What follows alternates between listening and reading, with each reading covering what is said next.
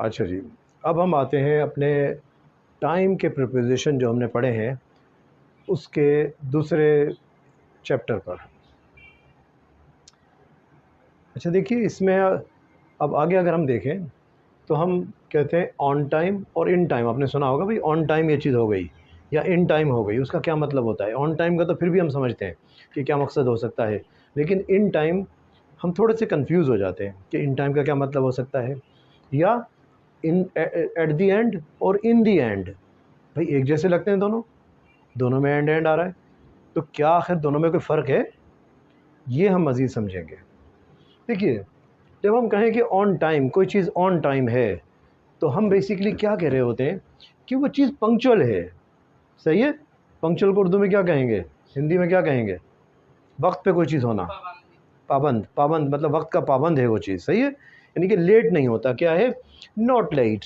यही बात है ना। हम किसी को कहें भाई पंक्चुअल है, यानी कि वक्त पे काम करने वाला, वक्त पे पहुंचने वाला है कोई शख्स है, तो वो क्या है, बेसिकली वो लेट नहीं होने वाला, not let. If something happened on time, अगर कोई चीज़ अपने वक्त पर हो गई, it happened at the planned time, तो हम ये कहेंगे कि वो चीज़ जो हमारा प्लानिंग थी टाइमिंग की, कि जैसे 11 बजे कोई चीज़ होनी थी तो 11 बजे ही हुई है, तो उसको हम कहेंगे कि ये क्या है, ये है ऑन टाइम।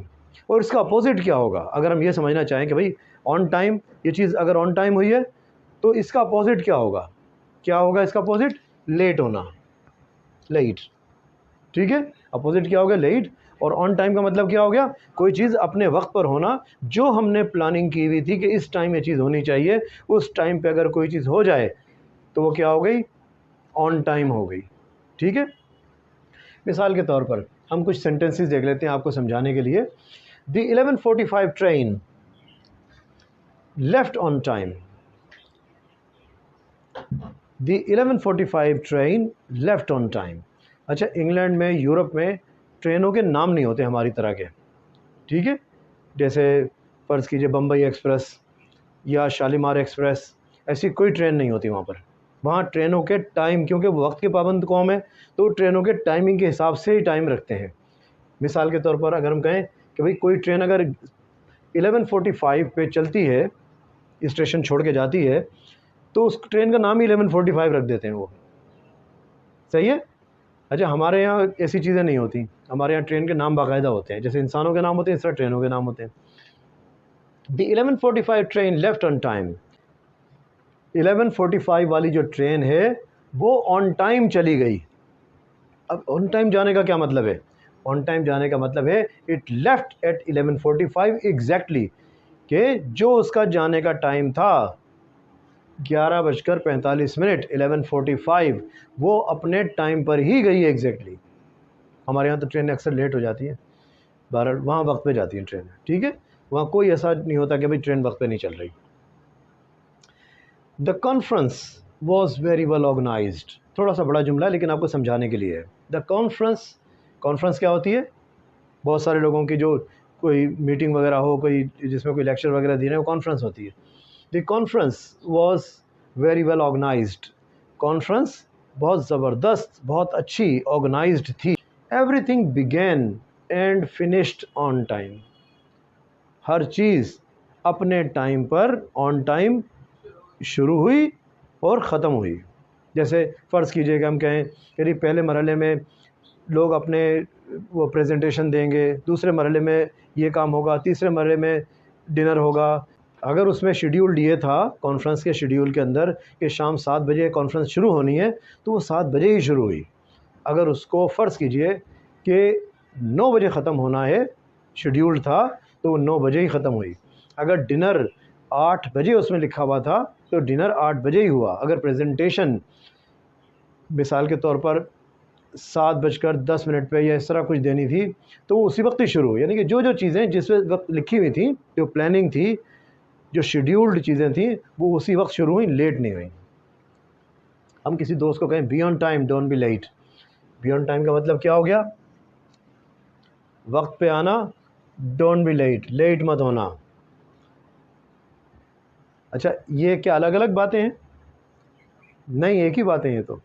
भाई हमने अपोजिट में हमने डोंट कहा, डोंट को हमने मना कर दिया, डोंट से हमने इस लेट को मना कर दिया। भाई ये नहीं होना, क्योंकि ये किस चीज़ का अपोजिट है, ऑन टाइम का अपोजिट है, बात एक ही है।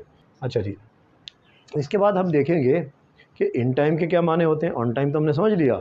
अब इन टाइम थोड़ा सा ऐसा है कि जो हम इस्तेमाल तो कर लेते हैं, लेकिन उसमें हम थोड़ा सा रिलक्टेंट होते हैं, झिझकते हैं इस्तेमाल करते हुए, इतना आसानी से हम इस्तेमाल नहीं कर पाते। तो ऑन टाइम के क्या माने, इन टाइम के सॉरी तो इन टाइम के क्या माने होते हैं। In time means soon enough, यानी कि वक्त से थोड़ा सा पहले काम का हो जाना, सून इनफ। ठीक है, इनफ माने काफ़ी, सून माने जल्दी, यानी कि इतना जल्दी कि जो काम होने वाला है, जैसे फ़र्ज़ कीजिए कोई चीज़ मिसाल के तौर पर 10 तारीख को होने वाली है, तो हमारे पास या तो 9 तारीख को ही वो चीज़ हमारे पास तैयारी उसकी हो, वो चीज़ आ जाए, और या फिर एटलीस्ट उसके शुरू होने से काफ़ी वक्त पहले आ जाए हमारे पास वो चीज़, या वो काम हो जाए कि जब हमारा कोई चीज़ शुरू होने वाली है। वेल इन टाइम, सही है, सून इनफ। अपोजिट इसका क्या होगा, जिस तरह उसका लेट था, इसका टू लेट होगा। उसमें तो हमने ऑन टाइम की बात की ना, राइट वक्त पे काम होना, 11 बजे तो 11 बजे ही काम होना। यहाँ क्या हो रहा है, यहाँ 11 बजे काम नहीं हो रहा। हम कह रहे हैं अगर कोई चीज़ 11 बजे हो रही है तो एटलीस्ट हमें तैयारी का मौका मिल जाए, 2 घंटे पहले, 3 घंटे पहले वो चीज़ आ जाए हमारे पास, सही है। या हम वहाँ पहुँच जाएँ जहाँ, फ़र्ज़ कीजिए कि यहाँ हमने कहा दी 11:45 ट्रेन लेफ़्ट ऑन टाइम। अगर हम ये कहना चाहें कि भाई इस ट्रेन को पकड़ने के लिए हमें स्टेशन पहुंचना है, तो हम क्या कहेंगे, हम ये तो नहीं कहेंगे कि 11:45 ही पहुंचेंगे, वो तो निकल चुकी होगी उस वक्त तक ट्रेन तो, ठीक है। तो हम क्या कहेंगे, we were at the station in time to catch 11:45 train, यानी कि हम कम से कम, फ़र्ज़ कीजिए अगर मुझे टिकट लेना है तो मुझे कितनी देर पहले ट्रेन के स्टेशन पर पहुँचना चाहिए, उसमें बैठना भी है, टिकट भी लेना है, तमाम चीज़ें होनी है ना। तो मैं क्या करूँगा कि अगर 11:45 जा रही है तो मैं क्या करूँगा, मैं कम से कम आधे घंटे 15 मिनट पहले पहुँचूँगा ना, ताकि मैं टिकट भी ले लूँ, प्लेटफॉर्म तक भी पहुँच जाऊँ और आराम से टिकट ट्रेन में बैठ भी जाऊँ, ठीक है। तो यहाँ हम कह रहे हैं ऑन टाइम, लेकिन अगर मुझे ट्रेन कैच करनी है तो मुझे पहुँचना है इस वक्त से पहले, तो मैं क्या होऊंगा, मैं हो जाऊँगा इन टाइम। क्लियर, चले इसकी मिसालें देखते हैं। एग्जाम्पल देखिए आप, आई हैव सेंट जिल हर बर्थडे प्रेजेंट, मैंने जिल को उसका बर्थडे प्रेजेंट भेज दिया है। मैंने आपको बताया था, आप लोगों ने बर्थडे, बर्थडे या कोई भी मुश्किल तरीके से इसको नहीं बोलना है, बल्कि जिस तरह अंग्रेज़ प्रोनाउंस करते हैं उस तरह आपने कहना है। आपने कहना बर्थडे, यानी कि TH को F प्रोनाउंस करते हुए, बर्थडे। आई हैव सेंट जिल हर बर्थडे प्रेजेंट, मैंने जिल को उसका बर्थडे प्रेजेंट भेज चुका हूँ मैं। अब मेरी तवक्कुआत क्या हैं, I hope it arrives in time, यानी कि ऐसा नहीं होना चाहिए कि बर्थडे, उसका बर्थडे प्रेजेंट है, वो जब पहुँचे तो वो केक काट चुकी हो या एक दिन गुजर चुका हो, ठीक है। मैं ये चाहता हूँ कि क्योंकि मैंने किसी को बर्थडे प्रेजेंट भेजा है तो बर्थडे प्रेजेंट उसको वक्त पे मिल जाए, लेट ना हो। कब लेट नहीं होगा, जबकि उसके केक काटने से पहले पहुँच चुका हो, 1 घंटे पहले पहुँचे, आधे घंटे पहले पहुँचे, 15 मिनट पहले, एक दिन पहले, जब भी पहुँचे। आई हैव सेंट जिल हर बर्थडे प्रेजेंट, मैंने जिल को बर्थडे प्रेजेंट भेज चुका हूँ, भेज दिया है। I hope it arrives in time, मुझे उम्मीद है वो इन टाइम पहुँच जाएगा। अब बात समझे आप, इन टाइम का क्या मतलब है। भाई अगर उसने केक ही काट दिया तो बेकार हो गया ना सब कुछ मेरा प्रेजेंट भेजना, ठीक है। तो मैंने इस प्लानिंग से भेजा कि फ़र्ज़ कीजिए मुझे ये लगा कि भाई ये अगर 10 मार्च की किसी की बर्थडे है तो एटलीस्ट 9 मार्च को उसको मिल जाएगी, या अगर ना भी मिले तो 10 मार्च की अर्ली इन द मॉर्निंग उसको मिल जाए, ठीक है। वेल बिफोर हर बर्थडे, यानी कि उसकी बर्थडे से काफ़ी वक्त पहले उसको मिल जाना चाहिए। आई मस्ट हरी, मुझे जल्दी से काम ख़त्म कर देने चाहिए। I want to finish cooking in time, लड़की कह रही है, खातून कह रही है कि भाई आई मस्ट हरी, मुझे जल्दी करनी चाहिए। I must finish cooking in time, मुझे कुकिंग इन टाइम ख़त्म कर लेनी है। टू सी, कौन सा, एक ड्रामा आता है तारक मेहता का उल्टा चश्मा, वो देखने के लिए टीवी पर। भाई बहुत सारे ड्रामे होते हैं, सास बहू के ड्रामे बड़े मशहूर होते हैं जिनका ख़वातीन लाजमी देखती हैं चाहे कुछ भी हो जाए। और फिर घर में भी लड़ाइयाँ करती हैं, उसी तरह जिस तरह के उन ड्रामों में चल रहा होता है। तो उस ड्रामे को देखने के लिए वो तो अपने तन मन धन की बाजी लगा देती है, भाई मुझे कुकिंग करनी है, मुझे बर्तन धोने हैं, मुझे इस्त्री करनी है, मुझे कपड़े वॉशिंग करनी है, बस मैं वक्त पे ख़त्म करके जब 7:30 बजे 8 बजे 8:30 बजे वो ड्रामे चलें तो मैं पहले से तैयार बैठी हूँ उस ड्रामे के लिए, बिल्कुल रेडी। पता चला सास ने बहू को कुछ अगर डांटा डपटा या बहू ने कोई साजिश की तो मुझे पता चलनी चाहिए वो बात वक्त से पहले, मैं शुरू से आखिर तक देखूँ उसे। तो उस तैयारी के लिए क्या कर रही है वो कर रही है अपनी कुकिंग को फिनिश कर रही है। कब करना चाहती है वो फिनिश? इन टाइम करना चाह रही है, ऑन टाइम नहीं। भाई ऑन टाइम ख़त्म करेगी तो हो सकता है एक आधा डायलॉग निकल ही जाए। सास ने जो डांट डपट करनी है, बहू ने जो साजिशें करनी है, वो तमाम चीज़ें हो चुकी हैं, पता चले उसको पता ही ना चले 10-15 मिनट गुजर गए ड्रामे के शुरू के हिस्से के। तो क्या कर रही है वो कि वो इन टाइम कुकिंग ख़त्म करना चाहती है, यानी कि well before the drama starts.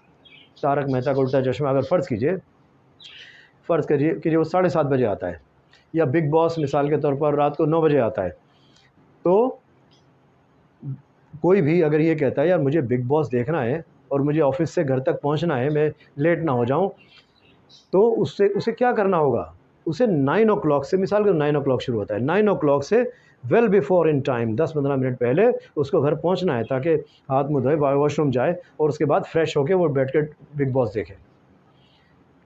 सही समझ में आ गई बात, या कोई कन्फ्यूजन है अभी भी इन टाइम की? क्योंकि इन टाइम थोड़ा सा कन्फ्यूज़ करता है। हमने शुरू में कहा था ये तमाम चीज़ें वो हैं कि थोड़ी थोड़ी कन्फ्यूजन है इनके अंदर, लेकिन हम कोशिश करेंगे कि आपको नहायत आसानी के साथ बड़े सहल तरीके से और गोरों के अंदाज़ में, अंग्रेज़ों के अंदाज़ में उनकी किताबों से रेफरेंस लेके समझाएं, ताकि आसानी से आपको चीज़ें समझ आ जाएं। अपोजिट क्या होगा इसका? Too late. हमने पहले बताया टू लेट अपोजिट होगा, तो हम क्या कहते हैं? I got home too late to see Bigg Boss. मैं घर लेट पहुंचा, और क्या वो उस लेट पहुंचने की वजह से कि मैं बिग बॉस नहीं देख सका। टू लेट में हो गया और मैं बिग बॉस नहीं देख सका। अगर मैं लेट हो जाता, जैसे हमारा पहले वाला था, उसके मुताबिक अगर होता, तो यहाँ अगर होते हम लेट, तो हम सिर्फ लेट होते, थोड़े से 10-15 मिनट लेट हो गए, चले ठीक है, फिर भी गुंजाइश है, ड्रामा देख सकते हैं। लेकिन यहाँ अगर हम टू लेट हो गए, यानी कि बहुत ज़्यादा लेट हो गए, तो हो सकता है 10 मिनट का ही बचा हो 1 घंटे में से, ठीक है, या बिल्कुल ही ना देख पाए हों। तो इसका अपोजिट भी वैसा ही है कि जैसे इसका एक्चुअल वर्ड है, यानी कि इन टाइम का अपोजिट क्या है? Too late. अब आपको समझ में आ गया होगा। I got home too late, मैं घर बहुत देर से पहुंचा और मैं बिग बॉस नहीं देख सका। यानी कि टू लेट का मेरा नतीजा क्या निकला, मेरा रिज़ल्ट क्या निकला कि मैं बिग बॉस नहीं देख सका, ड्रामा नहीं देख सका, यानी कि लेट इतना हो गया कि मैं नहीं देख सका। क्लियर? यानी कि ऑन टाइम का मतलब ये है कि वो चीज़ जो कि प्लानिंग के मुताबिक, जो हमने प्लान किया हुआ था उसके मुताबिक अगर कोई चीज़ हो जाती है, शेड्यूल के मुताबिक हो जाती है, बिल्कुल राइट टाइम पे हो जाती है, तो हमारा ऑन टाइम है। अगर उस ऑन टाइम से पहले कोई चीज़ हो जाए तो वो इन टाइम है। ठीक है, जैसे हमने आपको मिसाल दी कि ट्रेन जो है वो 11:45 अगर चली जाए तो वो ऑन टाइम चली गई, यानी कि बिल्कुल राइट टाइम पे, जो शेड्यूल्ड था, जो प्लान्ड था, उसका टाइम जो मुकर्रर किया गया था, उस टाइम पे ट्रेन स्टेशन से चली गई, ठीक है, रवाना हो गई। लेकिन जब मैं स्टेशन पहुंचूं तो मैं क्या करूंगा कि मैं इन टाइम, मुझे पहुंचना ज़रूरी है, 11:45 से पहले पहुंचना ज़रूरी है, मैं ऑन टाइम नहीं हो सकता। अगर मैं ऑन टाइम हो गया तो ट्रेन भी चली जाएगी और मैं भी, यानी कि जब जिस वक्त मैं वहाँ पहुँच रहा हूँ 11:45 पे, उस वक्त तो ट्रेन रवाना हो रही होगी। तो मुझे क्या होना है?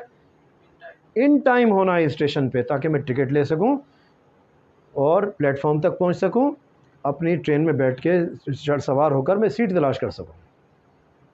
तो ये दोनों फ़र्क हैं इन टाइम और ऑन टाइम के। अच्छा जी, अब आगे देखिए,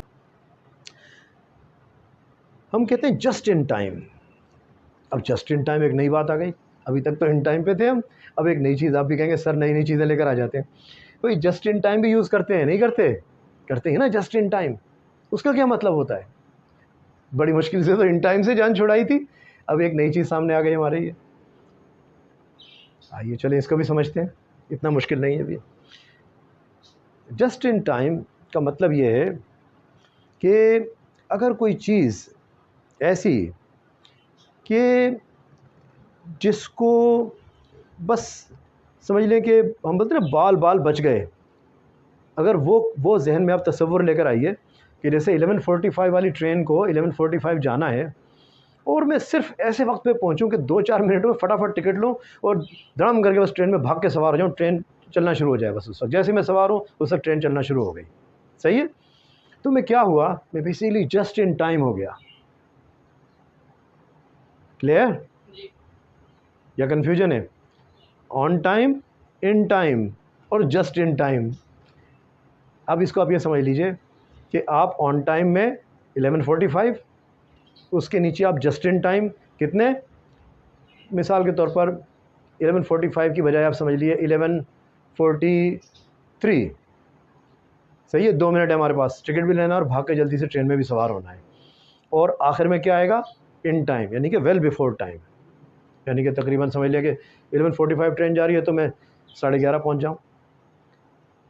सही है, क्लियर बात। अब मिसाल के इसके सेंटेंस हम समझते हैं। We got to the station just in time. देखा, वही बात आ गई, we got to the station just in time, यानी कि 11:45 वाली ट्रेन निकल रही थी और मैं कब पहुंचा, मैं पहुंचा मिसाल के तौर पर 11:42 पे।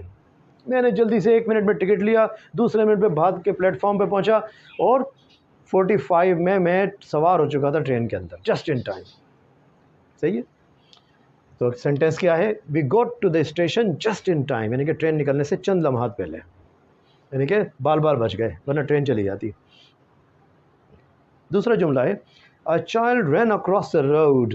एक बच्चा रोड से, एक फुटपाथ से दूसरे, यानी कि दूसरे हिस्से पे रोड के दरमियान भागा।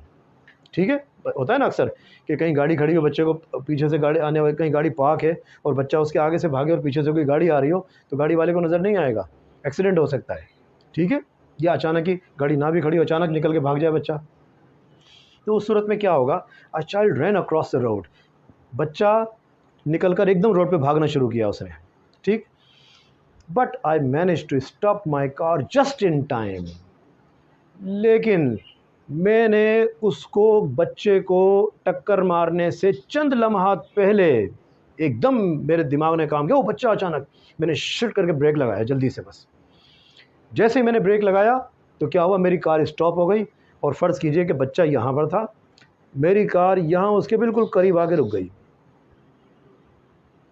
यानी कि जस्ट इन टाइम मैंने ब्रेक लगा लिया। सही है, तो वो बच्चा बच गया। अगर ऑन टाइम ब्रेक लगाता तो शायद थोड़ा सा उसको टच हो जाती, अगर जस्ट इन टाइम ब्रेक लगाता तो यहाँ मैंने लगाया, अगर मैं इन टाइम ब्रेक लगाता तो शायद यहाँ लगा लेता, देख चुका होता पहले से। तो क्लियर है? चले आगे चलते हैं। आगे हम कहते हैं eight the end of the time when something ends, यानी कि वो टाइम, एट द एंड का मतलब क्या है, आखिर में, बिल्कुल आखिर में, एट द एंड। सही है। अच्छा, इसमें एक टेक्निकलिटी है एट द एंड के अंदर, वो क्या है वो हम देखते हैं। हम जब कभी एट द एंड कहीं कहीं भी लगा दें जुमले के अंदर,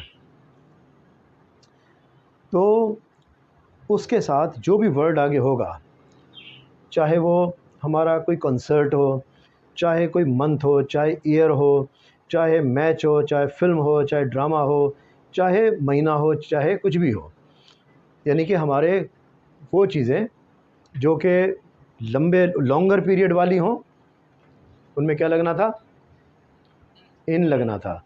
इन 1965, इन 2010। सही है, लंबे पीरियड वाली।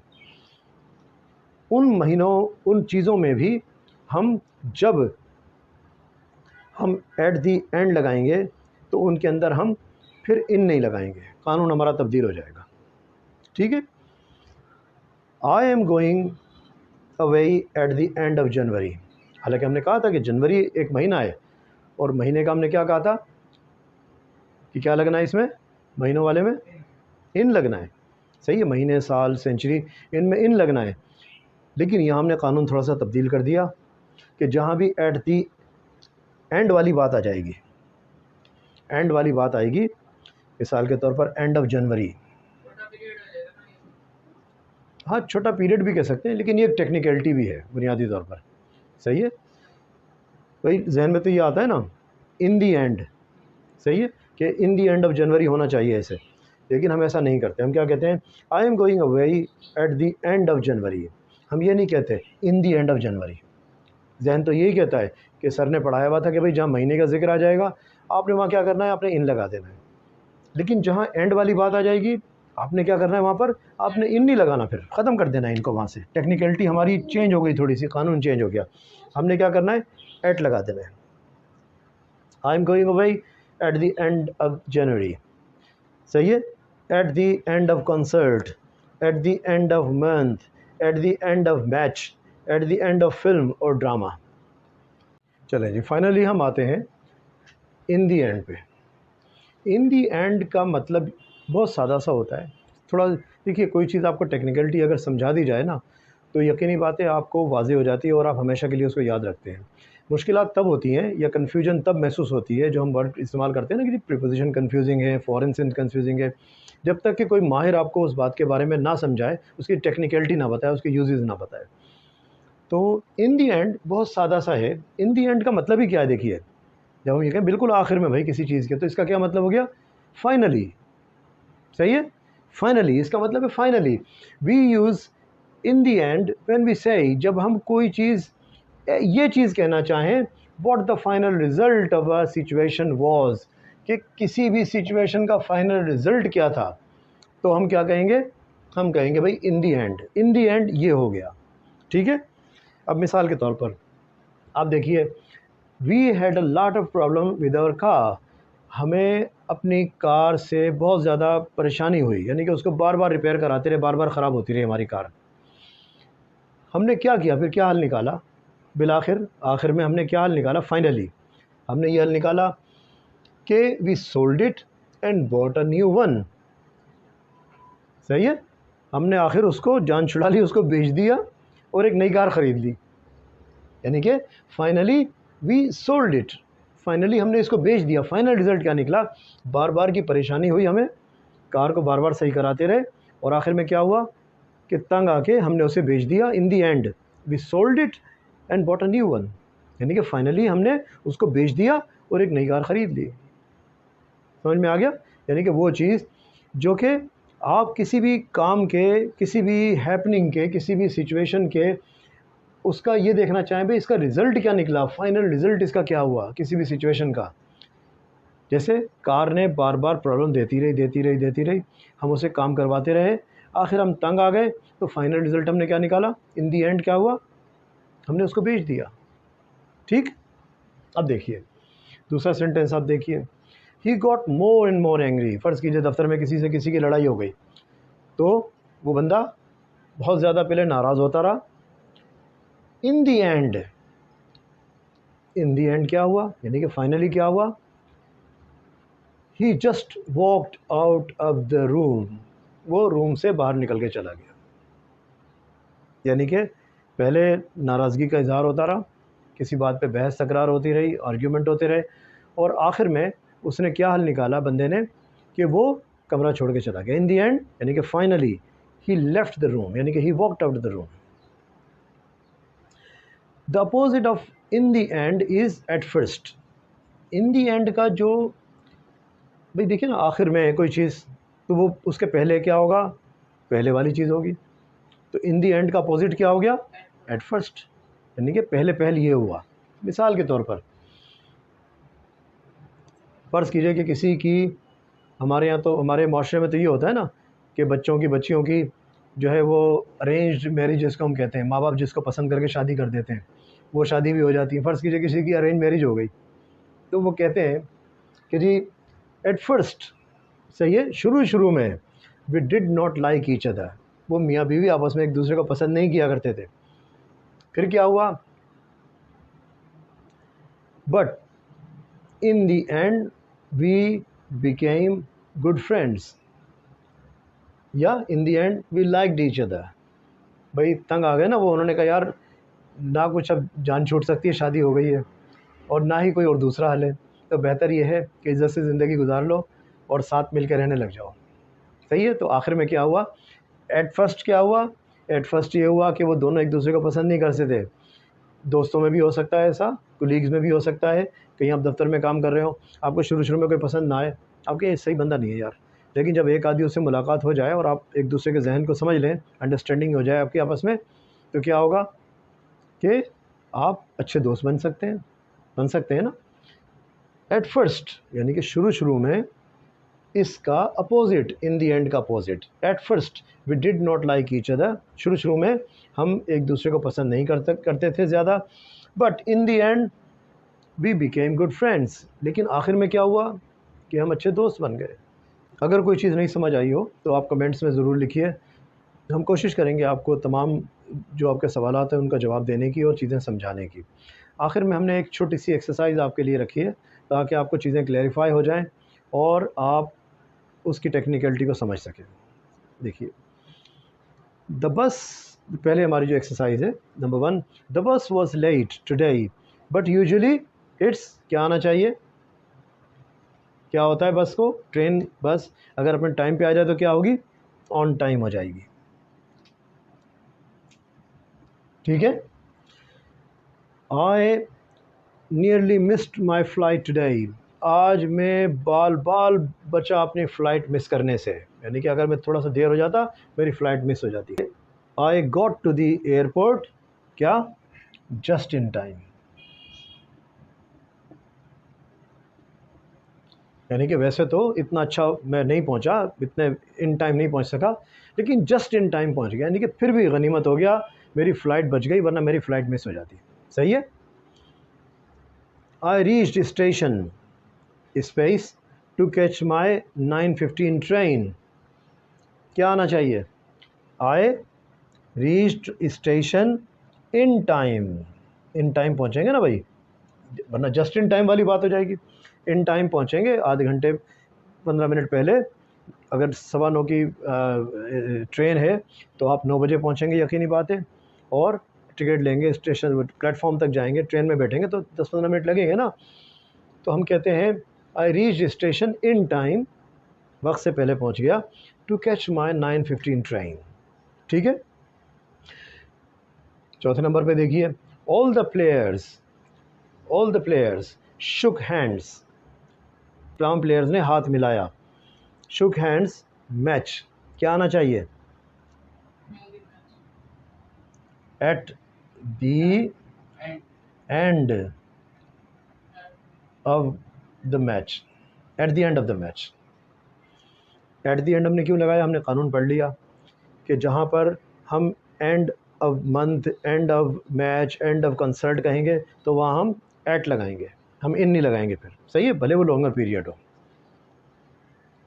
फिर देखिए, जूडी गॉट, लड़की का नाम होता है Judy got more and more fed up with her job, Judy अपनी जॉब से बेपनाह परेशान हो गई। सही है। शी रिजाइंड, क्या आना चाहिए? एट द एंड या इन द एंड, बिल्कुल, यानी कि बिल्कुल आखिर में जब वो तंग आ गई तो उसने क्या किया? उसने अपने जॉब से रिज़ाइन कर दिया। उसके बाद देखिए, आई एम गोइंग दुबई जनवरी, क्या आना चाहिए? ऑन, इन, एट, क्या आना चाहिए? इन जनवरी, यस, लॉन्गर पीरियड, मैं जनवरी में दुबई जा रहा हूँ। आखिर में देखिए, I am going London end of January, इन आना चाहिए या एंड आना, एट आना चाहिए? एट आना चाहिए। हमने एक कानून पढ़ लिया कि जहाँ भी एंड ऑफ समथिंग होगा, and of January, end of match, तो वहाँ पर हम एट लगा देंगे उसके साथ, हम कानून को भूल जाएंगे कि इसमें हमें इन लगाना था। उम्मीद है आज की आपको वीडियो पसंद आई होगी। अगर हमारी वीडियो पसंद आई है तो हमारे चैनल को सब्सक्राइब कीजिए ताकि आपको आने वाली वीडियो मिल सके, और इसको लाइक भी कीजिए और शेयर भी कीजिए अपने दोस्तों से ताकि आपके दोस्तों को भी इससे फ़ायदे पहुँच सके।